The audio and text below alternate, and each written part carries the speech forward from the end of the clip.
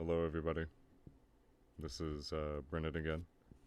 Once again, we are reading from the Poetic Edda, Stories of the Norse Gods and Heroes, which was translated, edited, with introduction by Jackson Crawford.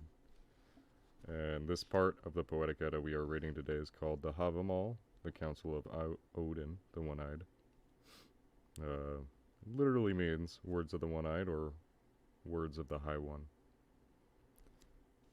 So before we start, I'd like to thank everybody that tuned into the last one. I got 71 views on the last video. That's pretty good. I expected like 2 or 3, but we got a few subscribers on top of that too. And I really appreciate everyone that tuned in, subscribed, even liked the video. I appreciate you all for that.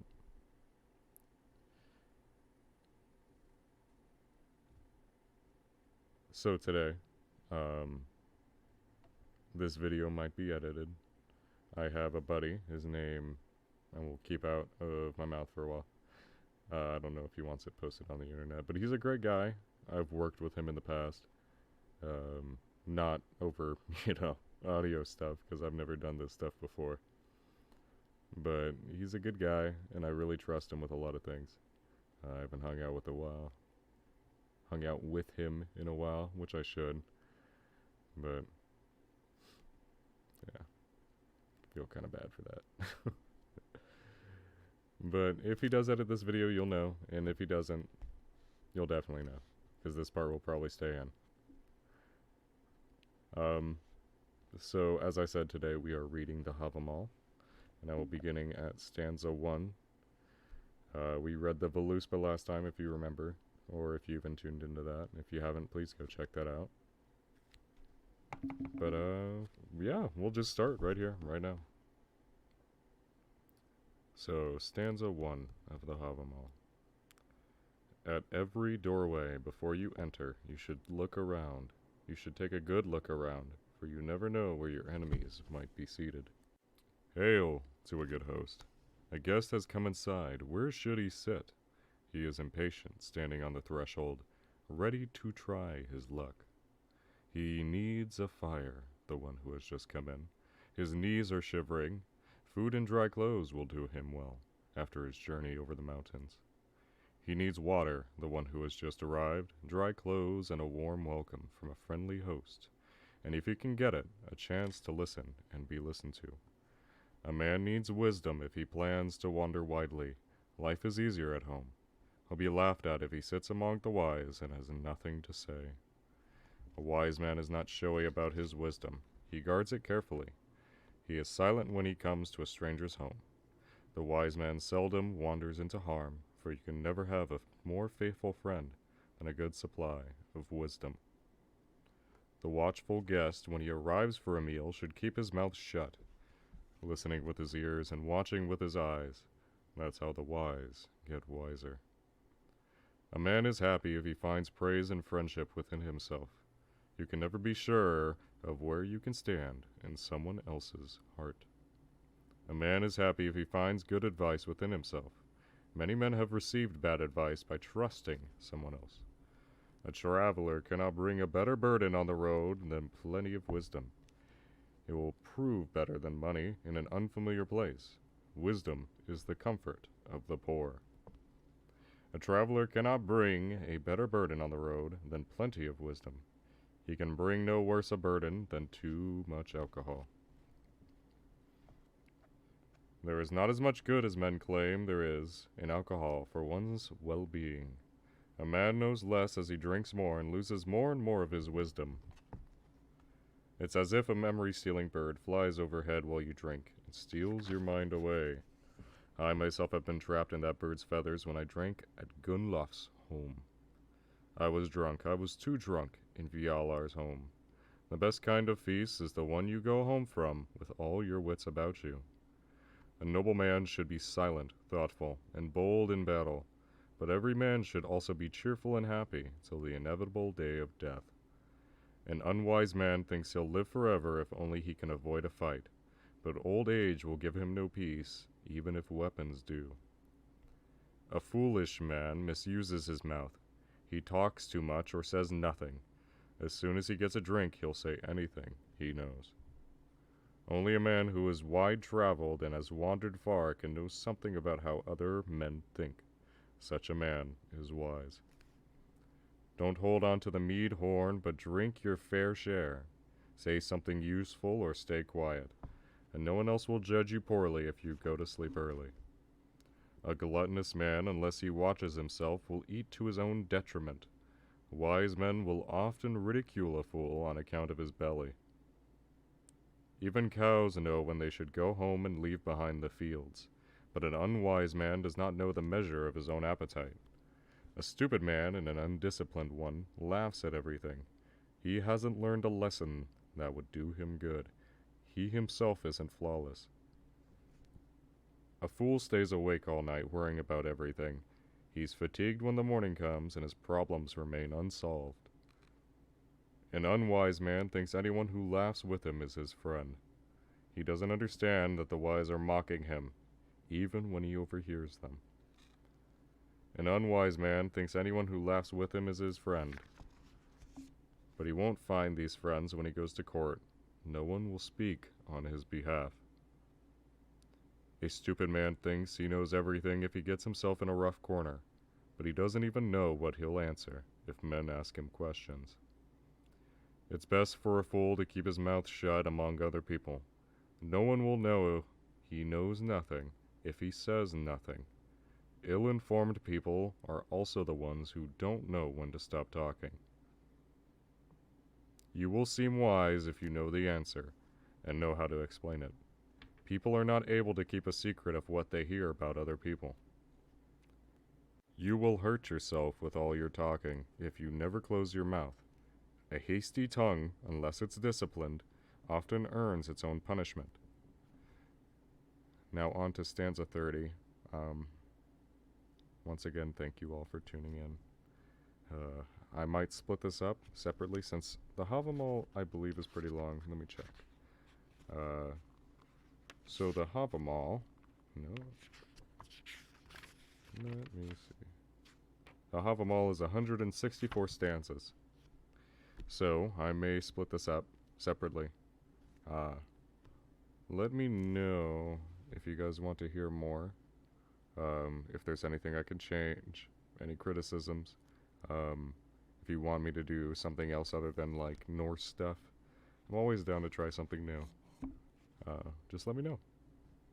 Now on to stanza 30. No one should ridicule anyone else, even if he owes him money. Many a man seems wise if he is never questioned, but he may prove otherwise.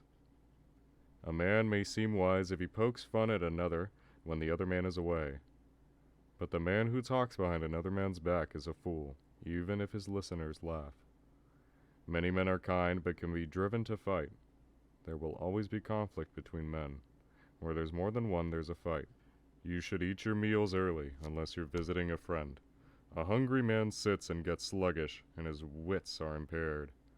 It's a long and crooked walk to a bad friend, even if he lives nearby, but it's an easy road to a good friend, no matter how long the journey. You should keep moving. You should never be a guest forever in any one place. Your welcome will wear out if you stay too long beneath another's roof. It's better to have a home, even if it's little. Everyone should call somewhere home. Even if you own just 2 goats beneath a faulty roof, that's still better than begging. Better to have a home, even if it's little. Everyone should call somewhere home. Your heart will be wounded if you have to beg for every meal from someone else. Never go even a single step without a weapon at your side. You never know when you might find yourself in need of a spear. I've never met a man so generous nor so hospitable that he would not welcome repayment, nor have I met a man so giving that he turned down a thing offered in return. Do not be so sparing in using your money that you don't use it for your own needs. Often what you save for your children will end up in the hands of your enemies. Many things will go worse than you expect. Friends should provide their friends with weapons and clothing. This kind of generosity shows. Generous mutual giving is the key to lifelong friendship. Be a friend to your friend and repay each gift with a gift. Repay laughter with laughter. Repay treachery with treachery. Be a friend to your friend and also to his friend, but never be a friend to the enemy of your friend. If you have a good friend and you really trust him and want good to come of your friendship, you should speak your mind with him, exchange gifts, and visit him often. But if you have another friend and you mistrust him, but you want to benefit from him nonetheless, you should speak to him kindly, flatter him, and repay his treachery with your own. This same friend, if you mistrust him and suspect him to be false in his words, you should talk with him, laugh with him, but repay just what he gives you. I was young once, I walked alone, and I became lost on my way. I felt like I was rich when I met another traveler. People's joy is in other people. Kind, brave people live best. They never nurture a grudge. It's unwise to spend your life worrying, dreading your responsibilities. I gave my clothes to 2 scarecrows, once when I walked in a field. They thought they were human, and soon as they had the clothes on, a naked man feels ashamed. A fir tree decays, standing over a farm, no longer protected by bark and needles. A person is the same way. If nobody loves him, how will he live much longer? The friendship among false friends burns warmly for 5 days, but when it's extinguished by the 6th day, and the friendship is over. You should not give only big gifts. Often a little thing will win you favor. I have won friends with just half a loaf of bread and a bowl of soup. Where the beaches are small, it's a small sea that washes them, and so it is with little minds. Not everyone is equally wise, but the average is moderately wise. You should be only a little wise, never too wise. The happiest people throughout their lives are the moderately wise. You should be only a little wise, never too wise. A man's heart is seldom glad if he's truly wise.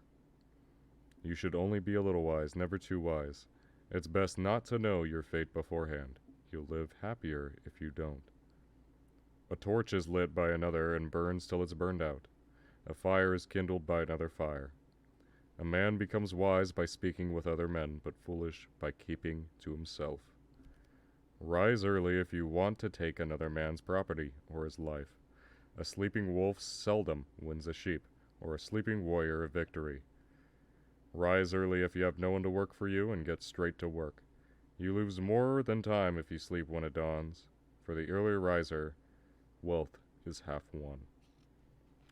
You should know how to dry logs for firewood and bark for roofing, and also this, how to measure time in the seasons. We don't need that. We have phones and clocks, so don't worry about that. Unless, of course, you get lost in the woods. You can just look at the stars or the moon. You should always go out with your hair combed and a meal in your belly. Even if you can't afford good clothes, you should not be ashamed of your shoes, pants, nor of your horse, even if it's not a good one. A hungry eagle snaps his beak and stretches out his neck.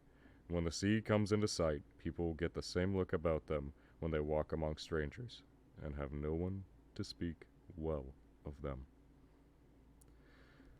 Alright, so that was stanza 62, and I believe this goes all the way to... Yeah, it goes about to...